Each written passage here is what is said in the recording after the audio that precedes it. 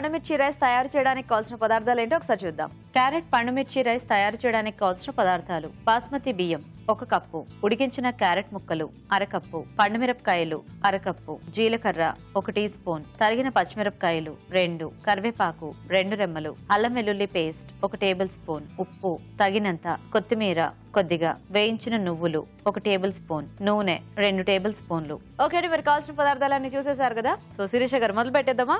Definite గా అండి. So golden rule అందరికీ తెలుసు కదా. First stove వెలిగించుకోవడం.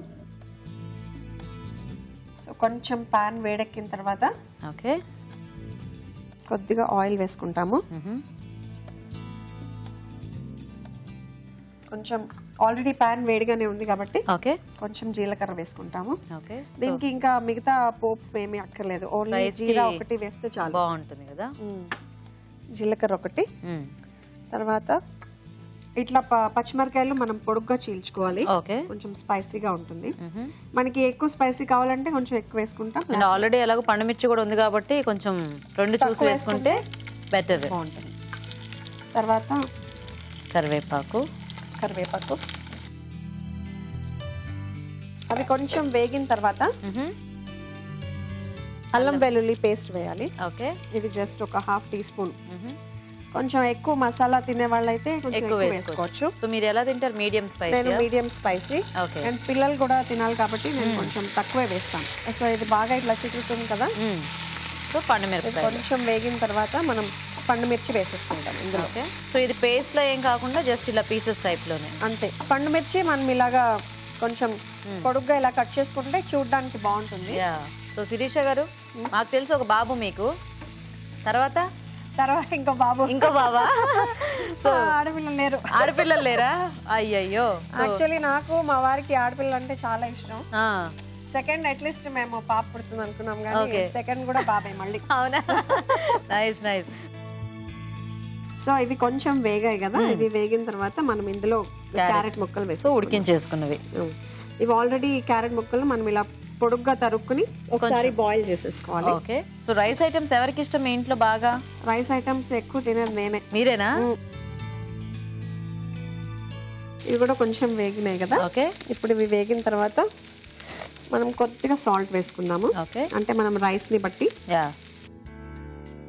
సాల్ట్ కూడా వేసేసుకున్నాం కాబట్టి ఇప్పుడు కొంచెం మనం కొత్తిమీర వేసుకుందాం. ఓకే. సో ఇది ఈ 2 వేసేసుకుని మనం ఇప్పుడు కలిపేసుకుందాం. ఓకే. సో మనం ఇందులో వేయాల్సినవన్నీ ఆల్మోస్ట్ అయిపోయినాయి. సో ఇప్పుడు ఇవన్నీ బాగా వేగిన తర్వాత మనము బౌల్ ఆఫ్ రైస్ వేసుకుందాం. సో మనం ఆ క్యారెట్ అండ్ దానికి తగ్గట్టుగా రైస్ యాడ్ చేసేసుకుందాం. ఓకే.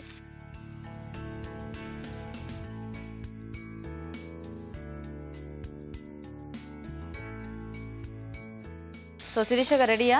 రెడీ. మంచి కలర్ఫుల్ గా తయారైంది. సో ఇలాంటి వాటిలో చక్కగా కాంబినేషన్ కూడా ఏమీ అక్కర్లేదు. అవును, అంటే ఈ ఉట్టి దాంట్లోనే ఎలాగో స్పైసీనెస్ ఇదంతా ఉంటుంది కాబట్టి ఫైనల్ గా కొంచెం ఏదైనా మనము ఉత్తి పెరుగు రైతా వేసుకుని తినేసేయచ్చు, బాగుంటుంది. కర్రీ ఇంకా విడిగా ఏం అవసరం లేదు. ఓకే. ఇది కీరా రైతా గానీ ఆనియన్ రైతాతో గానీ తింటే చాలా బాగుంటుంది. మనకి సంక్రాంతి అంటే మెయిన్ నువ్వులు కంపల్సరీగా వాడుతూ ఉంటారు. మన పిండి వంటలు అన్నిట్లో గానీ లేకపోతే వంటల్లో గానీ వాడుతారు. అరిసెల్లో వీటన్నిట్లో కూడా వేస్తూ ఉంటారు కదా. అరిసెల్లో తర్వాత నువ్వులు ఉండాలని చేస్తారు. నువ్వులు బెల్లం వేసి. ఈ కొత్త సంవత్సరంలో భోగి పండుగ కానీ లేకపోతే కనుమ రోజు కానీ నువ్వులు కంపల్సరీ తినాలంటారు. ఓ, కాబట్టి మీరు ఎక్స్ట్రాగా ఈ రోజు ఇవి కూడా యాడ్ చేస్తున్నారు. ఇవి కూడా మనం తినేటప్పుడు ఏంటంటే కొంచెం క్రిస్పీగా బాగుంటుంది, కరకరలాడుతూ. సో దీనిపైన జస్ట్ ఊరికనే ఇట్లా వేయించేసుకుని అలా చల్లేసుకోవచ్చు. నువ్వులు కొద్దిగా దూరగా వేయించుకుని ఇలా చల్లేసుకుంటే బాగుంటుంది. వావ్, చాలా కలర్ఫుల్ గా ఉంది. ఓకే, సో మరి మీకోసం క్యారెట్ పండుమిర్చి rice ready. Thank you so much.